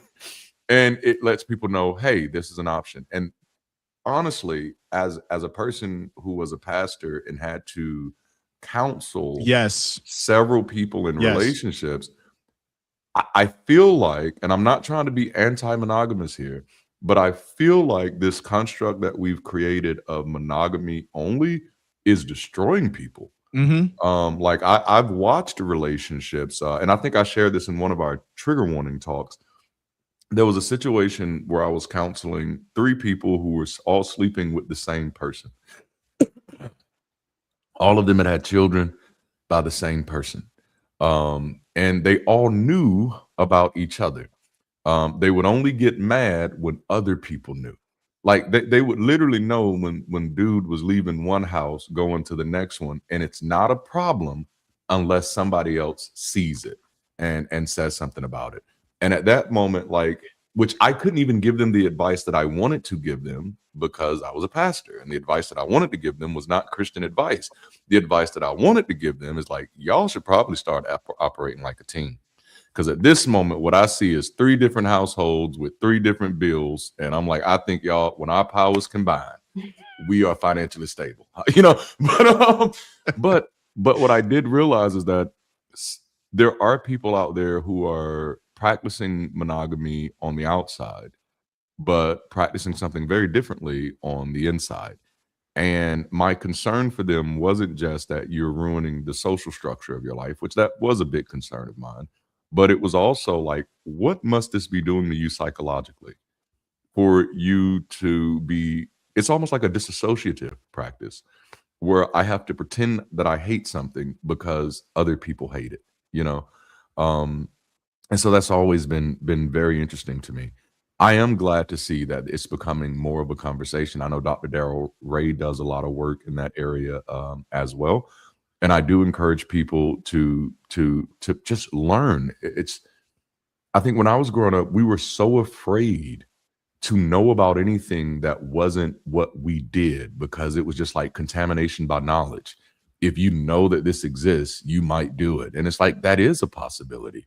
But a greater possibility, if I know that this exists, then I may be more compassionate to other people who embrace life that way. And I may learn something about myself because then now I'm even learning like, oh, so that feeling that I've had, that's what that is. Okay, now I have a word for that. Yeah. And you know what else real quick is, yes, sir. It's not a simple thing because there's still a lot of communication that has to happen. And that's what I really like about it the most, you know, because as a married person who is practicing monogamy, more than likely, if you did have these other desires, you either have to lie about it, suppress it, or whatever, you know, one way or another, there's some or, you know, maybe broach the subject with the other person and then now risk what, you know, you want to do what? Exactly. You don't love me no more. Exactly. So, but it, you know, it's the communication still has to be there because people are still people and people still have feelings, no matter what we all understand about this whole thing. We all still have feelings. And so I love the fact that everybody has to, well, not everybody, because, you know, just because I'm with her doesn't mean that guy knows me, you know, but there's still communication that we all have to have in order to make the thing work. And that's powerful. That is really powerful when adults can have these conversations, exist in this non-traditional way and really make it work. And I'm here to tell you it can work. For some people, it cannot. Well, honestly, that's the reason why my husband's in my marriage, why our marriage survived deconstruction, is I've heard a lot of stories about people who deconstruct and the kind of the worldview and the values become misaligned enough that they end up separating, sometimes, you know, more cordially than others, but mine was not so cordial. But for us, it's like we went through a lot of the deconstruction, like all through my deconstruction, we were talking to each other. Now, like, he didn't grow up very religious, and had kind of converted a few years before, you know, I met him. But as we were going through deconstruction, I'm raising these questions. And we were talking them out, we were talking through them, and then even as I was just deconstructing more and more purity culture, the idea of like we knew people, we met people who were practicing ethical polyamory and stuff like that, and so the conversation came up. It kind of arose naturally. We discussed, is this a thing we want to try? Is this a thing we want to and honestly, I just don't understand how anybody has the energy for multiple relationships like that. So, you know, we've stayed, we chose to stay monogamous, but it was a decision we made after talking about it, communicating it. You and know, it sounds like you guys are open to it if it does come up again. Yeah, it's an open conversation. Like neither of us really have qualms about approaching each other with this stuff. That's wonderful. We do have these open lines of communication. It's one of the reasons why I've hung on to him this Kudos long. to you, man. Kudos. I would say that's a great example of the emotional safety that you started off with, and I think that's one of the biggest missing pieces in this conversation, especially from just my counseling days, is that I realized like we've created a society where it's not safe to bring up these conversations in many relationships. And Zerno, you kind of hit the nail on the head, because if someone is in a relationship with their spouse and they start deconstructing their worldview sexually, in many contexts, you can go home all you want to and say, you know, babe, I think I've been thinking about this. I think I'd like to try this out sometime. And that's either the end of the conversation or the end of that marriage, you know, like, and that's a safety issue, you know. And it's like, even if we do decide that what we want is different, we can get there amicably. We don't have to shut down the thought process. We can have that conversation and make that decision together. And I think that needs to happen more often in relationships. Let me see here. We're pretty much at time, but I want, just because this fits the vein of this question, this part of the conversation, I want to ask this one as well. What counts as cheating to you? What is cheating to you? And to kind of preface it, I don't know if y'all know the comedian Monique. Her and her husband were polyamorous for a while. I don't know if they still are, but I know they were for a while. And I watched a brief interview of them, and in the conversation, they said they didn't believe in cheating. And I like the way they said it, which of course it was tongue in cheek. Because they're like, cheating is what kids do. You know, cheating is what you do at a game. Our relationship is not a game. We're grown adults. We have conversations about what we like. And she was the one that introduced them into the polyamory lifestyle type of thing. She was very, very afraid to bring it up to him. And she tells it in a joke. And she's like, babe, I think I want to sleep with other women. And he's like, shit, me too. You know? And I thought like that, the delivery of the joke was incredible. But speaking of the context of just being more liberated in our views of thinking around sex, around monogamy, around polyamory, polygamy, around being authentic in relationships, how has the definition of cheating, or what cheating is, changed for you? Or what does cheating even mean to you now? Zernial, do you want to go first? Or go for it. Well, honestly, it comes down to, again, communication and consent, right? You have to establish your boundaries within the relationship, and cheating to me is when you break those boundaries. You know, there has to be knowledge, there has to be communication, right? If somebody, even if you agree that, you know, polyamory, that you want to be ethically non-monogamous, you know, there needs to be a conversation about bringing it back to safe sex practices, right? Are you going to be potentially introducing STIs or something? That's something that your partner needs to know about. Yes. Right? So just like little things like that. It comes down to speaking of boundaries, right? That was one of the things I did not learn how to establish growing up, and I had to learn kind of. And again, it's like when you get that emotional safety, where you get, you know, when my husband and I started dating, he was like checking and like asking, and that's when I had to like learn to start like letting him know beforehand, because like he wouldn't unless he knew it was okay. Yeah. I was lucky to have that experience, because I know a lot of women who were, raised in a similar vein that I was, who, when they started getting intimate with somebody, they just pushed through everything. And because they didn't know how to set boundaries, they didn't understand it, they just didn't know what to do. Yeah. Right. And that's where things get really, really hairy really quickly. Yeah, I agree with you 100%. I think it all boils down to communication. You create and I'm going to use a religious term, covenant, if you will. Yeah. You and the parties involved. And if you stray outside of that, then that's when the cheating happens. That's fluid for everybody. What our agreement is between my people and between Jude and her people are going to be very different, more than likely, from our independent things. And so what's cheating to her, to me, is like, that not for us. That's not a problem here at all. So and I to me, that's where what it all boils down to.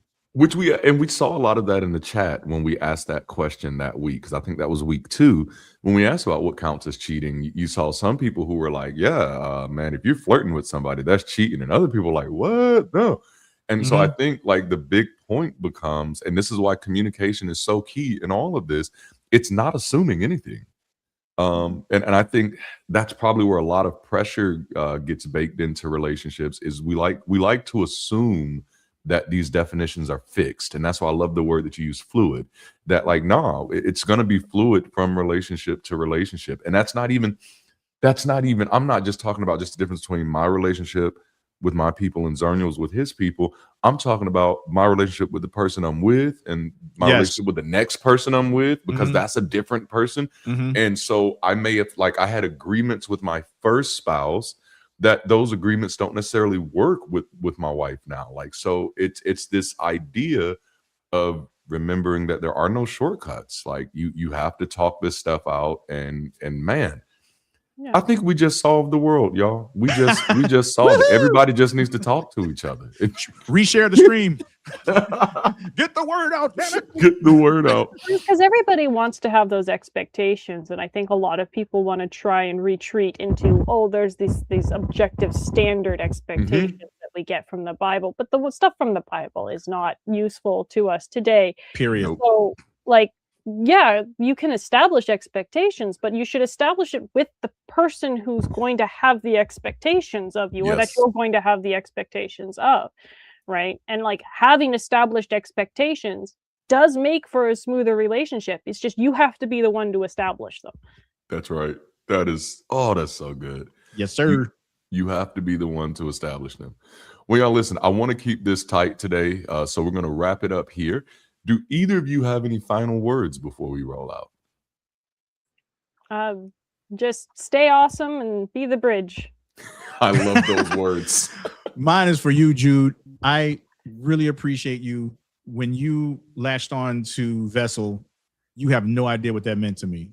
Yeah. And it meant so doggone, because I was afraid, like all hell. I'm like, dude, this is not your wheelhouse. Stay the hell out of it. And the fact that you latched onto it meant so doggone much. So thank you very much for that. I'm so happy to hear that, because I had a great time recording it, and we've spurred this on. Now we're working on next month's song. And and this is great. We've got lots of good stuff happening in the music club. So for anybody who wants to join Bridge City and help us write songs and make songs, and we're doing that now. So yes, come check us out. Get your butt in here. Gotta get a little plug in there. Because when you're at Bridge City, you're family. It's like Olive Garden, you know? Indeed. Bring your own breadsticks, though. Yeah, and you can't have my chocolate lasagna. Don't you touch my chocolate lasagna. That is funny. Bring your own breadsticks. I want that. Okay, so now just random rabbit trail. It'll be small. I'm in the spirit of this series, I've been rewatching Shameless. Have y'all ever seen Shameless before? I haven't. I keep seeing clips of it on like YouTube, but I haven't actually watched it yet. It is wild. Like, oh my goodness, it's wild. Like, what I'm about to share now is none of the funny stuff. It was just a little cute thing that happened. One of the kids is going to college. They're all just horrible.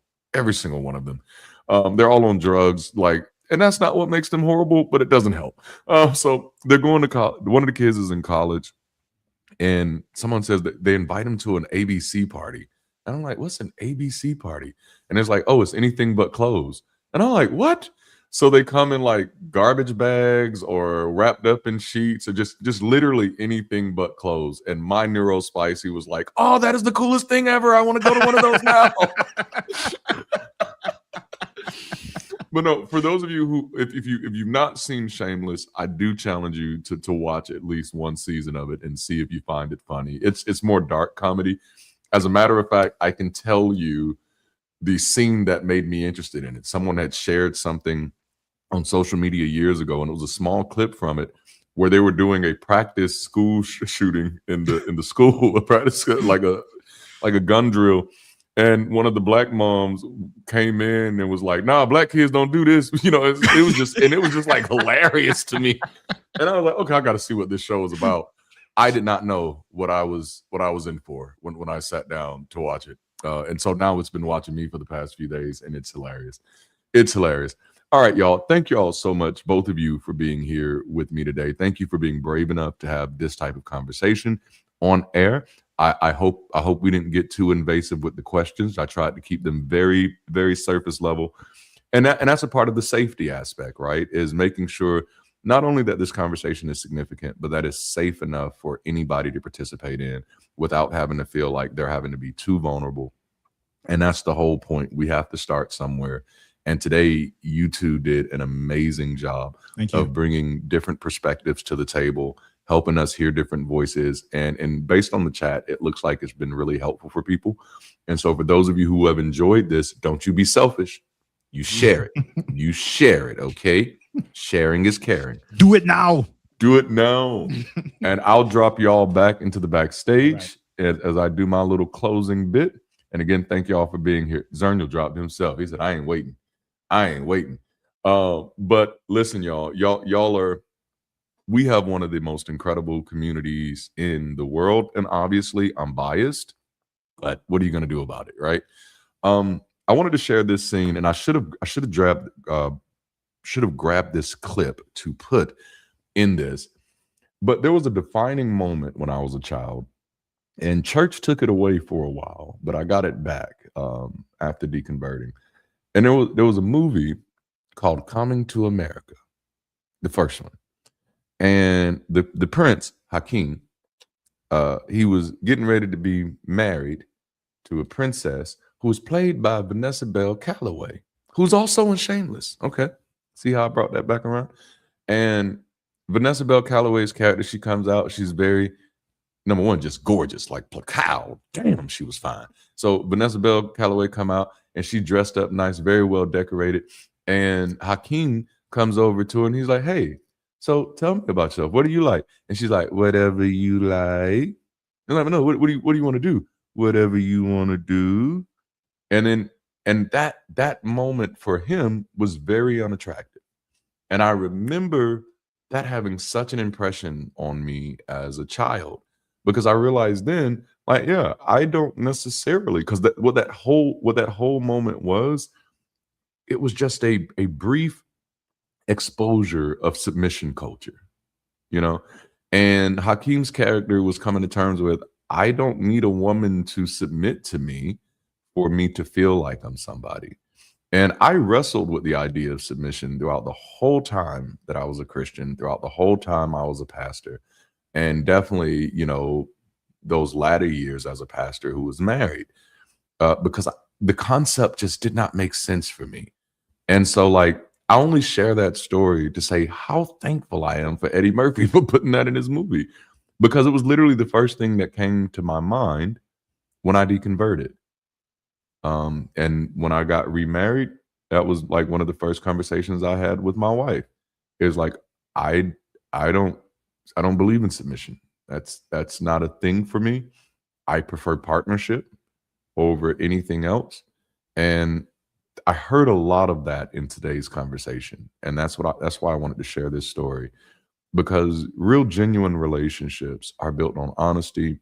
They're built on communication, but honesty only happens where equality exists. If one person can't show up in the relationship as an equal, then the likelihood of getting honesty getting honest communication is not really there. And so that's my last little tidbit. Thank you all for being here with us today. Even though you just saw Jude on the screen, I'm technically about to put Jude back on the screen, but it's a pre-recorded June, but it's still June. So we're going to close out with our next steps. I love y'all. Have a wonderful day, and until next time, keep rising. Stick around for the next steps, though. Don't be dipping out early. Don't be doing a little Baptist tip and walking out and getting your little mints and stuff. But now, see you in a few. Yep, did I do the right one? What an incredible session. Today, we're just scratching the surface of what it means to have brave, honest, non-judgmental conversations about sex, sexuality, intimacy, desire, shame, secrecy, consent, boundaries, and relational complexity beyond purity culture, patriarchal conditioning, religious guilt, pop culture distortion, and performative liberation. So I want to hear from you. What was your light bulb moment today? Drop it in the comments right now, or head over to the Commons on the global campus to keep the conversation going. Speaking of moving the conversation forward, if you're making the decision to officially join Bridge City today, let me be the first to say, welcome to the Bridge. We don't believe in gatekeeping community. If you found freedom here, if this conversation gave you language for something you've carried quietly, or if you're looking for a space where people can think honestly, without shame doing all the talking, you belong here. Your first step is to follow the link on the screen. That's your portal to the global campus where you can transition from spectator to builder. And one of the best ways to start is through our free new member onboarding course. We've made your pathway easy with brief learning tracks that break down our mission, our model, and how to navigate the campus. By the time you finish your next steps, you won't just know about Bridge City, you'll know how to plug in, build relationships, and make an impact. Joining gives you access to member spaces, community conversations, specialized circles, and resources designed to help you connect better, build better, and live better. If you're ready to bridge the gap between where you are and where you're going, click that link. We can't wait to see you there. For the rest of us, if you value these weekly sessions and believe that post-religious community is worth building, let's create an opportunity for generosity. Your giving is about fueling the mission. It makes this space accessible, sustainable, and scalable. And right now, one of our major focuses is supporting local events that seed local community. Because conversations like this shouldn't only happen online. There are people in cities, campuses, living rooms, coffee shops, and community spaces who are searching for a place to think freely, heal honestly, and build relationships without religious shame or supernatural pressure. When you give, help us scale the bridge. You help us support watch parties, local meetups, community events, and real-world gatherings where people can move from isolation into association. We don't use guilt, we don't manipulate people into giving, and we don't promise supernatural rewards. We simply believe that if this mission matters, it deserves support. So whether it's weekly, monthly, or whenever you're able, your generosity helps us reach further, serve better, and build stronger. The link and QR code are on the screen. Thank you for making a statement of support today. You're helping this vision move from concept to community. And finally, of course, don't keep this to yourself. A bridge is only as effective as the places it goes. There are people right now searching for post-religious community. People who are trying to recover their bodies from shame. People who are trying to understand intimacy without purity culture. And people who are trying to build relationships without fear, secrecy, control, or inherited guilt. And some of them do not need another sermon. They need a safe, honest place to think. So, share the replay. It's got a pretty banger song. Invite someone to the global campus, where I run vocal workshops occasionally. Start a conversation, host a watch party. Let somebody know that life beyond religious superstition doesn't have to mean life without community. So let's reach the world together. Thank you for joining us this weekend for the NSFW series. This is not the easiest conversation to have, and that's exactly why it matters. Sex, sexuality, and relational complexity deserve more than silence, fear, jokes, judgment, or recycled purity culture. So I hope today gave you something to think about, something to question, something to name, and maybe even something to handle with more care. To our visitors, I hope this conversation gave you something to carry with you this week. Remember, the first time you're a visitor, the second time you're a guest, and the third time you're as good as family.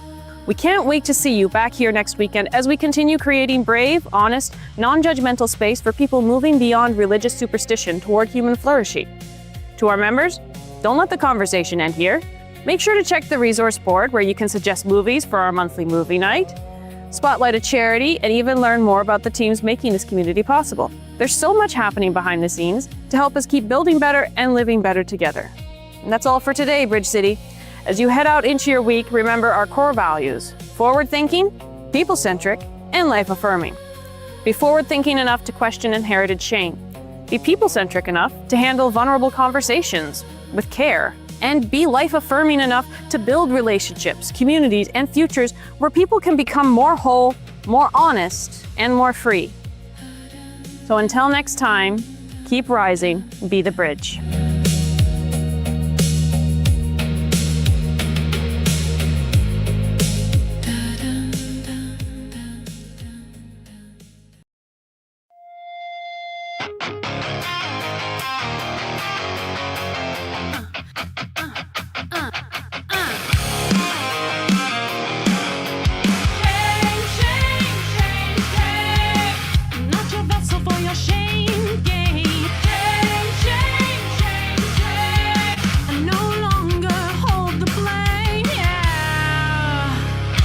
What's my name, fool? I don't need you to justify my love, to justify my skin, to justify or mystify this human that I'm in. I don't need you to sanctify my purity or defend my security. I am invested in my surety.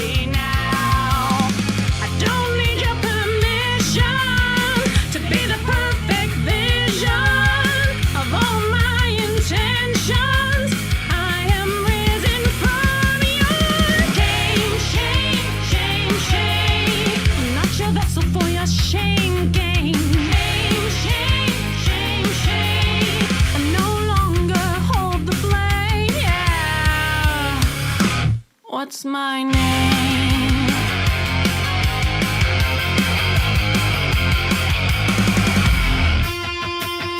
I came already.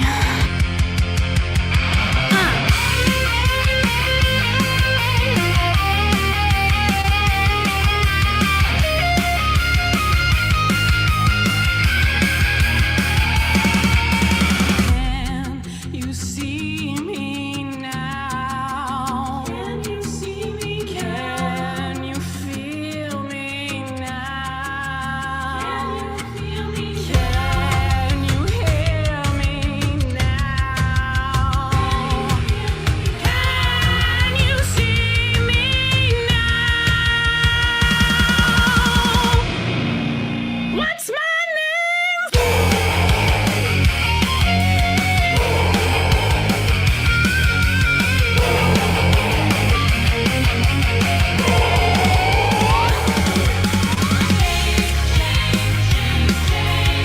I'm not your vessel for your shame games. I no longer hold the blame, yeah. What's my name? I'm not your vessel for your same game. I no longer hold the blame. What's my name? I'm not a victim of yours. I'm not a target of yours. I'm not a vessel for your shame. What's my name?